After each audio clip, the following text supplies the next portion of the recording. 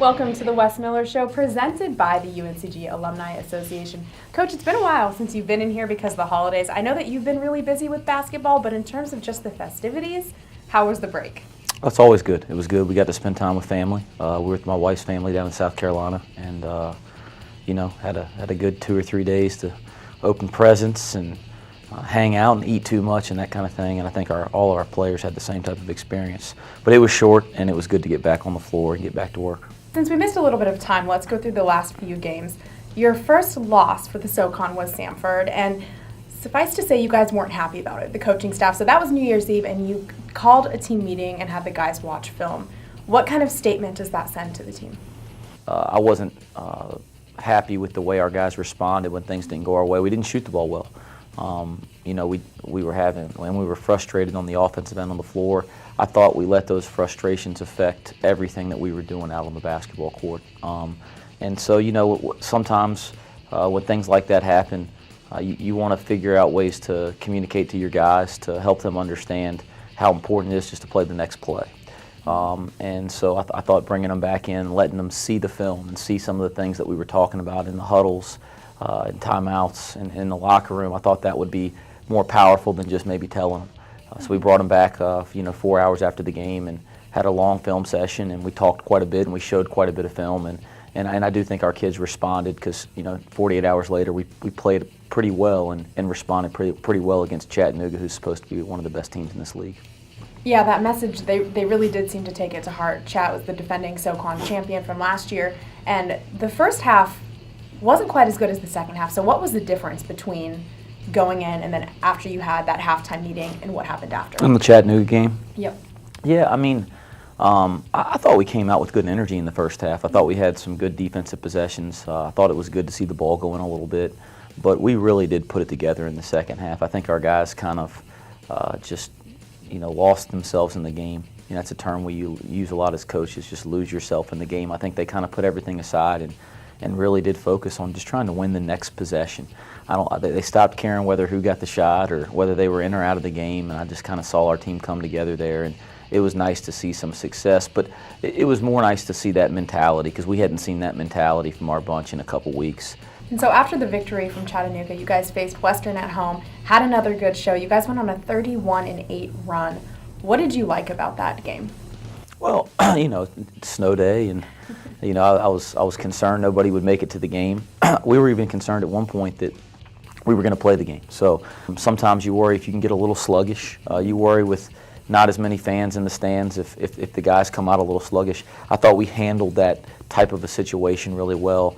I thought our guys were ready to play. I thought they competed, and I thought we finally put together two halves where we played on both ends of the floor, and I think that's a great win for us at home against a really good Western Carolina team, and I think it's a game we can build on. Mm-hmm.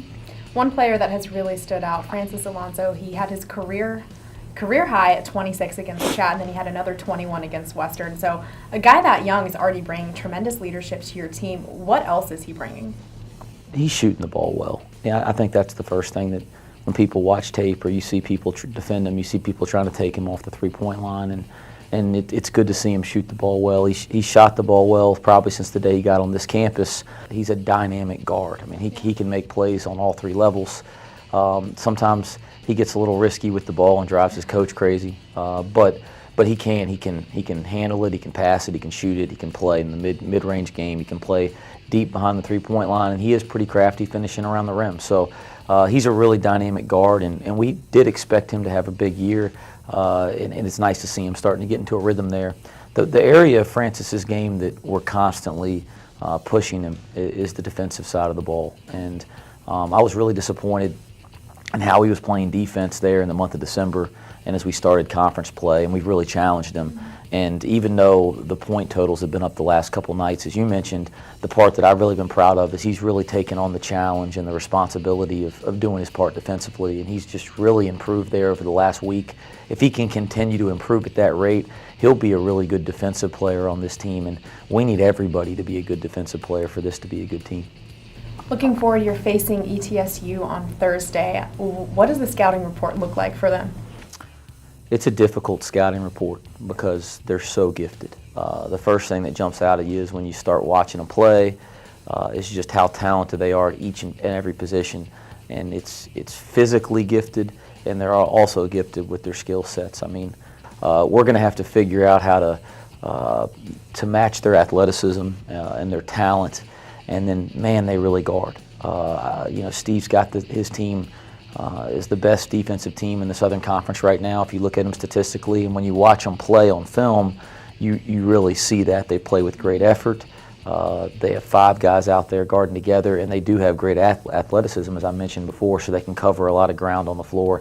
So figuring out how to score is going to be a really big challenge for us.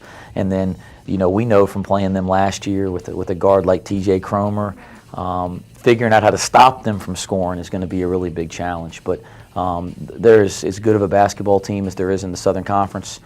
Maybe as gifted a team as I've seen since I've been a part of this league. So it's a huge challenge, and to play them on the road, it'll be a fun atmosphere for us. So we're looking forward to it, but we do know it's going to be a difficult game. Well, Coach, best of luck when you face them on the road as far as the show today. That's all I have for you, but if you stick around, you're going to see more about Francis Alonso. You heard it from the coach, but Francis can talk about himself a little bit. Stick around when we get back. Thanks, Meg.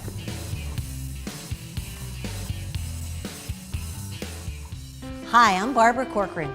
To sell your home on time for the most money, you need a sharp agent with a marketing strategy that creates the most demand. Bottom line, you need a partner willing to put their own money on the line for you. In Greensboro and Winston-Salem, it would be Jason Bramblett. He attracts hundreds of buyers and creates so much demand that Jason can guarantee if your home doesn't sell at a price and deadline you agree to, he will buy it.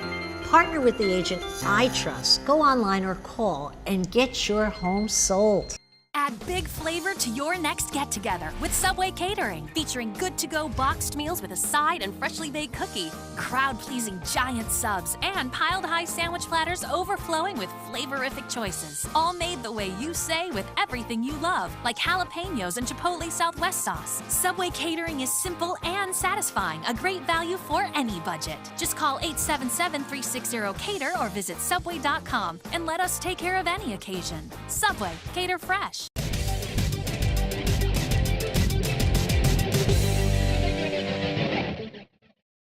Every time I put the jersey on, I think about all the kids, with 16, 17, 18 years old, trying to get there. It's a huge number of kids playing basketball in Spain. Alonso has had the opportunity to wear that jersey several times for the youth national team, but he wasn't an overnight success.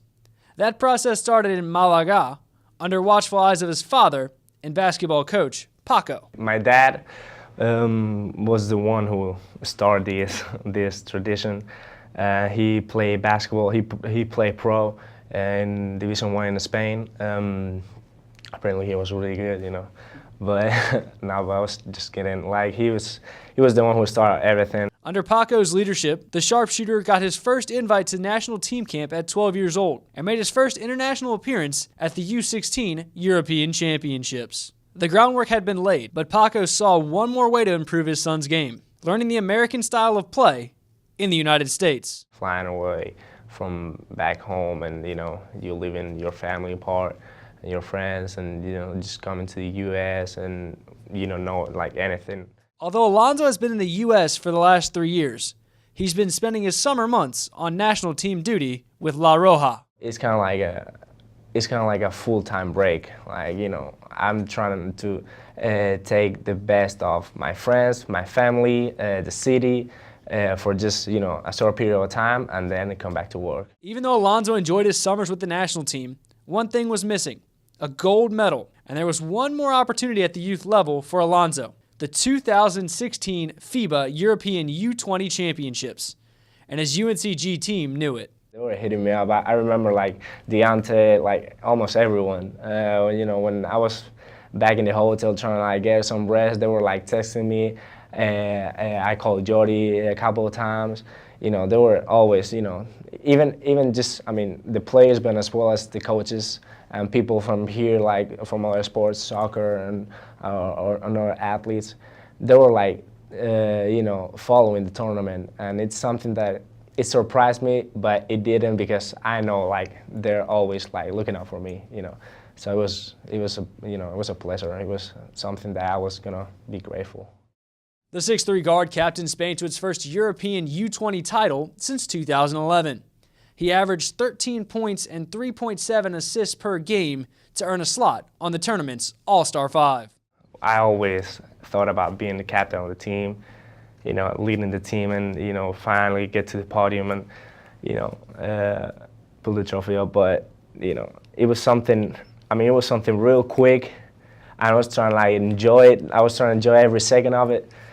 But it's a dream come true, you know. I remember every time, like a couple of years ago, I remember just like laying on bed and thinking about it and dreaming about it. You know, being in the podium and being with my team and winning the gold medal, like being European champion. It was something, you know, unreachable. But, you know, we were able to like reach it. We were able to work for it and finally made it. And it was something that it was something I'm not gonna forget, though. Now that his youth national team days are behind him, Alonso has one more goal in mind: the full national team.